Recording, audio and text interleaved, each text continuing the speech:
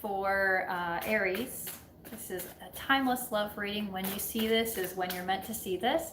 And if it doesn't resonate, check your moon or your rising sign, or it just might not be a message for you. Let's see what we got here.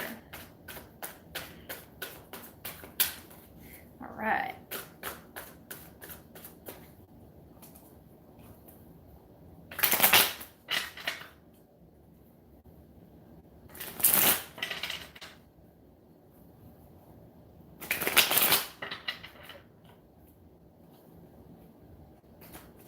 Going on with Aries in love. Collective reading.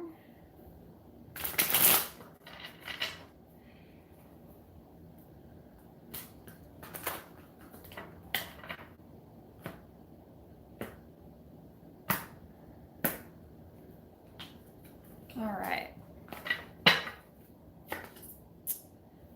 So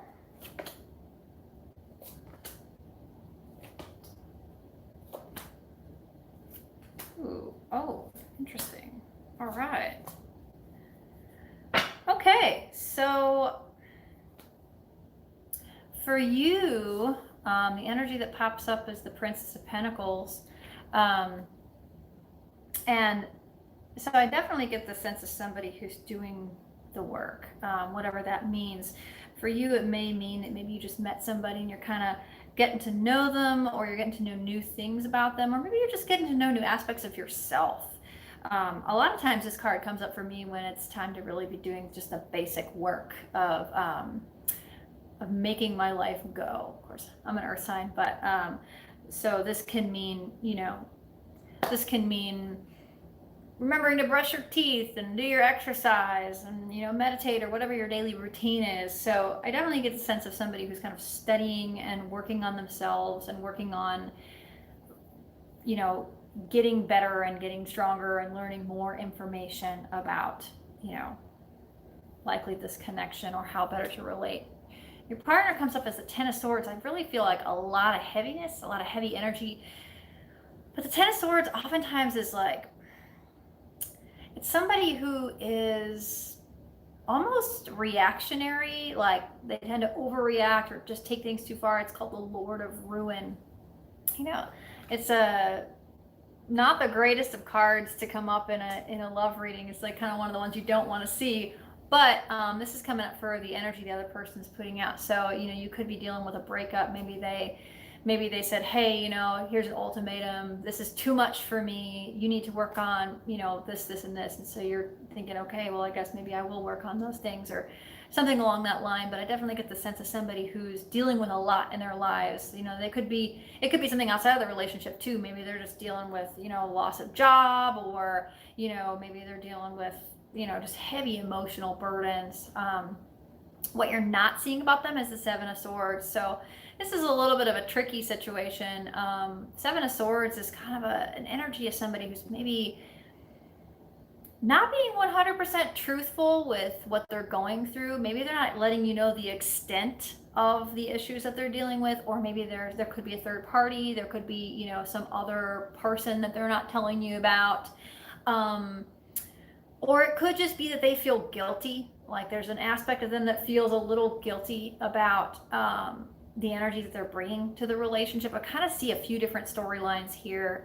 So, take what resonates, leave what doesn't. But I definitely kind of get the sense of somebody who feels unprepared for what's going on in their life. The phrase unprepared for life really is coming to mind here. So, yeah. What's possible between you? The Last Judgment. So, if you've been in separation with this person, it could be hitting them. This is another sort of third storyline that I'm picking up on here. If you've been in separation, it could be hitting them also, the sort of the pain of separation here, and realizing that maybe they made a mistake.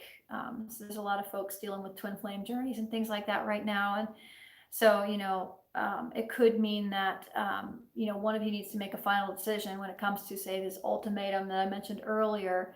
One of you may need to make a final decision about how much work you're willing to put into something, or how much effort the situation requires. Is the juice worth the squeeze, kind of a thing.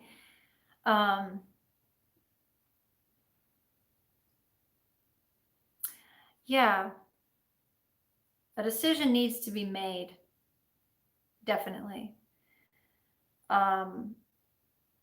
I get the sense that if there's a masculine, well, there's typically a masculine energy, so masculine does not have to mean male, but the masculine energy is kind of what's in the way here. So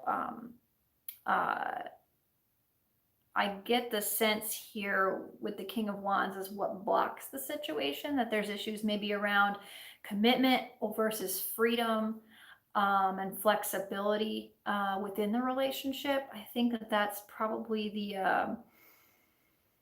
the crux of the issue, if you were really to boil it down. And that a decision needs to be made about the appropriate level of freedom versus flexibility, and who takes initiative, who jumps in.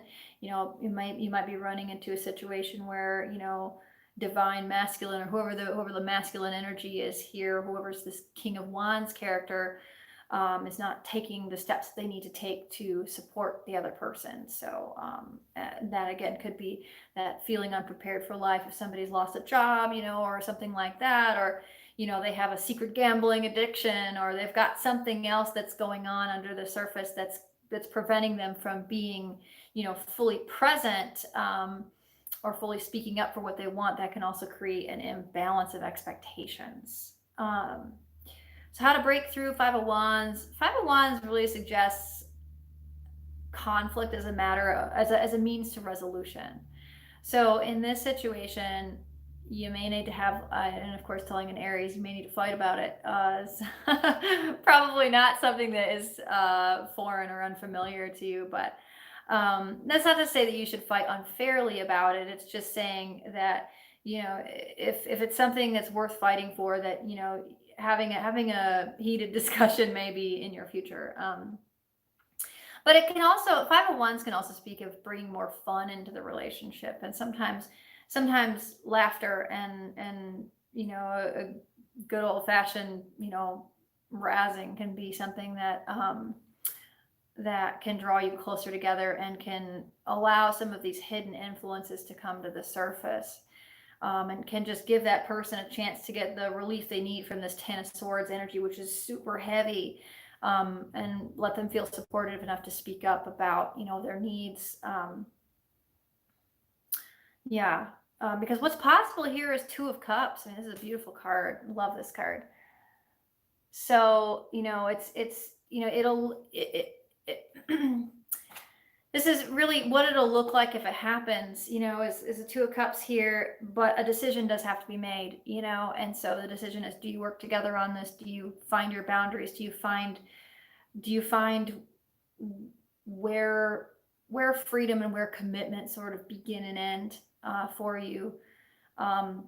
Does the other person come clean about their insecurities, things they don't feel prepared for, things that feel unsafe or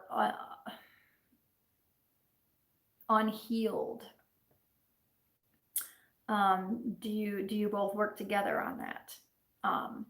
Because with the Two of Cups is what it looks like, what it will look like when it happens. It's like you're both able to share. It's like one person can share, and the other person can receive, and vice versa. Each person has something that the other person wants and can benefit from.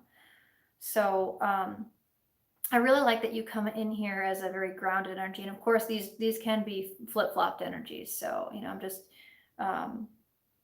take it as you want. Sometimes the energies do flip-flop, but I definitely get the sense of sort of one grounded partner who's really working on themselves and working diligently on the relationship, working on, studying, how can I support, how can I be helpful? And the other person who's really having a hard time right now. And maybe keeping some of it to themselves. So the Two of Cups is, as people, if you're the one who's doing the supporting, know that you also get the benefit of being able to help. And being able to help is is a beautiful thing. It's a gift to be able to help somebody. It's a gift when somebody asks you for help. And so being able to offer your support and your understanding without expectation is a gift. And just as it is a gift to be able to receive that support when you need it. So Two of Pentacles. That's interesting. We've got a couple of twos here. It's always nice when I see that 2 2s and 2 7s. 2 2 7 7 7 7 2 2. Two of Pentacles here is how it will affect the rest of your life if it happens. I feel like this is sort of the divine juggling act, Lord of harmonious change. I always look at this as like a fun, light change. It's a change for the better that doesn't feel, it's not a tower change. It's not a death change. It's not like suddenly something's gone and something new has to start. It's more of a, all right, we're going to change together and this will be fun. It's like a dance, you know, it's a little bit more fun. So with the Two of Pentacles here, for what it looks like when it happens, I feel like if you're on the outs or struggling in your relationship, you know, having that necessary, you know, I don't want to say fight, but having that necessary conversation, whatever that looks like, you know, duking it out a little bit, and not, you know, I'm not condoning violence, just so you know, but, you know, with your words, you know, talking it out, and that can lead to the positive change that you need. Yeah, I just feel like it can be a good balance here. There's definitely a sense of the ability to achieve a good sort of work-life balance, or a good, in this case, if we're talking about, you know, commitment versus freedom, there can be a really nice balance between, this is what I need to feel secure, but this is also what I need to feel like I have breathing room, and, you know, balancing that, just talking it out, and figuring out where the inconsistencies and expectation lie, and working through that. Outcome advice, Seven of Wands. If this is a relationship that you care about, it's worth fighting for, is what it's saying. And sometimes, I think honestly most of the time, when we have to fight for a relationship, we have to fight ourselves and our natural programming and tendency, all those programs that we have from childhood, and all those stories that we tell ourselves about how relationships are supposed to look. And, you know, some people, all whatever gender are trash, or, you know, whatever, you know, those kinds of stories that we tell ourselves, or, you know, relationships are hard and they're a struggle, and they're, you know, these are stories we tell ourselves. And you know, while there is always some element of work when you're working with other people, they don't have to be, it doesn't have to be endlessly painful, I guess. But it's saying that,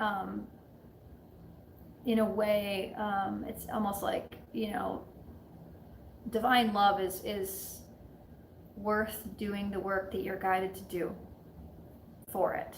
And in this case, I feel like, you know, victory is definitely a possibility here, but you got to do the work, and that means working through your own stuff as well. I'm a big fan of taking personal responsibility for the energy that you bring to a relationship, the vibe that you bring to a relationship, and